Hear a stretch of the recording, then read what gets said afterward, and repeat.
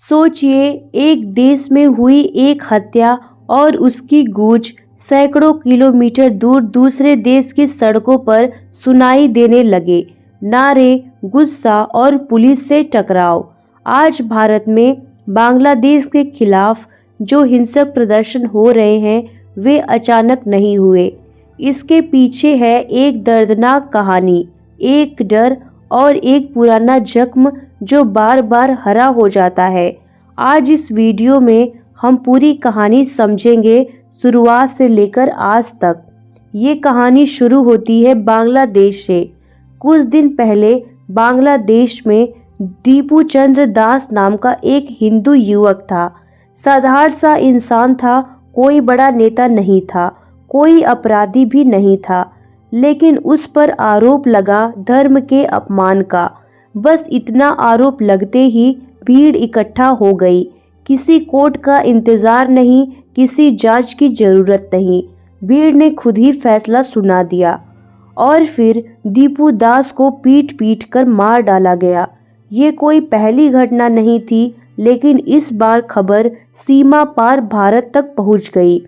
जैसे ही ये खबर भारत पहुंची, सोशल मीडिया पर आग लग गई। लोगों ने सवाल पूछने शुरू किए, बांग्लादेश में हिंदू सुरक्षित क्यों नहीं है?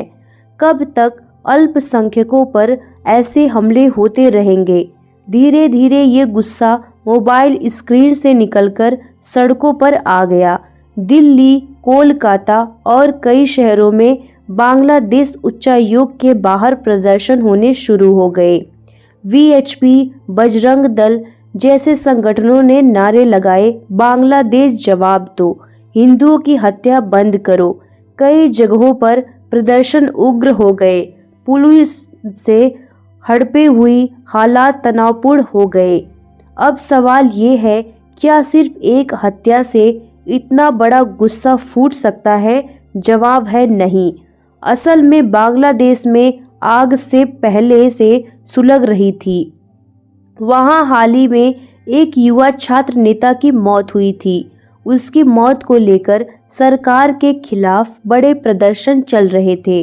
सड़कों पर भीड़ थी, गुस्सा था और व्यवस्था पर सवाल थे।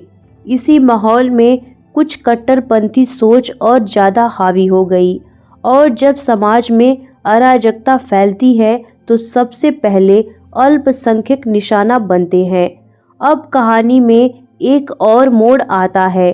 बांग्लादेश में कुछ समूहों ने इन आंदोलनों के दौरान एंटी इंडिया नारे भी लगाने शुरू कर दिए। क्यों? क्योंकि ये धारणा है कि भारत बांग्लादेश की राजनीति में दखल देता है, किसी एक पक्ष का समर्थन करता है। चाहे ये धारणा सही हो या गलत, लेकिन भीड़ को भड़काने के लिए इतना काफ़ी था। और यही कारण है भारत ने लोगों को लगा ये सिर्फ एक हत्या नहीं, ये भारत और हिंदुओं के खिलाफ माहौल है। जैसे जैसे प्रदर्शन बढ़े, दोनों देशों के रिश्तों में भी खटास आई। बांग्लादेश ने कुछ वीज़ा सेवकों पर रोक लगाई। भारत ने भी अपनी चिंता कूटनीतिक स्तर पर जाहिर की, लेकिन सड़क पर खड़ा आम आदमी इतनी बारीक राजनीति नहीं समझा। उसे सिर्फ इतना दिखाई देता है जैसे हमारे लोग यहाँ मारे जा रहे हैं, और यही भावना प्रदर्शन को हिंसक बना देती है। आज भारत में जो हो रहा है वो सिर्फ गुस्सा की अभिव्यक्ति है, लेकिन सवाल ये है, क्या इससे बांग्लादेश को हिंदू सुरक्षित हो जाएंगे या हिंसा से समाधान निकलेगा? इतिहास बताता है, हिंसा सिर्फ और हिंसा को जन्म देती है। जरूरत है संवेदनशीलता की, राजनयिक दबाव की और इंसानियत की, क्योंकि सीमा बदल सकती है लेकिन इंसान का दर्द एक जैसा होता है।